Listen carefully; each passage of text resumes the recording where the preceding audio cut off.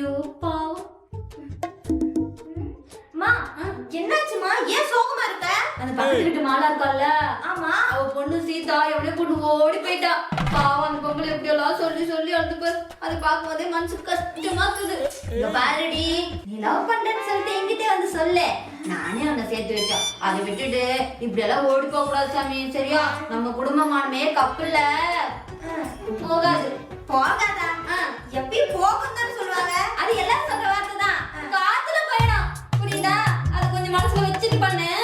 சரிம்மா. அம்மா இத வந்து பாரு. அப்படி பாவி, உனக்கு எவ்வளவு தைரியம்னா ஒரு பெத்த அம்மா கிட்ட நான் லவ் பண்றேன்னு சொல்லிட்டு இந்த போட்டோ காட்டுவேன்.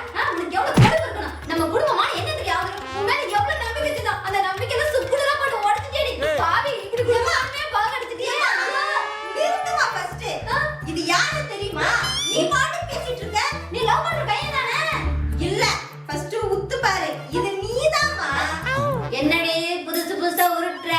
மா உருட்டலாம் இல்ல, இது ஏயில தான் உன்னை பையனா மாத்தி வச்சிருக்கேன். ஓ அப்படியா? நல்லா தான் இருக்க நானு. இங்க பாரு, இதோட நிறுத்திக்கோ.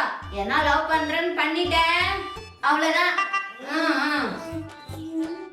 லவ் பண்ணா சேர்த்து வைக்கிறேன்னு சொல்றவங்களே இவங்களே, அப்புறம் லவ் பண்ணா ஏறி மிதிக்கிறது இவங்களே. இவங்கள புரிஞ்சிக்கவே முடியல. நல்ல வேலை ஏன்னு பொய் சொல்லி இவங்களை ஏமாத்திட்டேன். இல்லனா லவ் பண்றேன்னு உண்மையை சொல்லியிருந்தா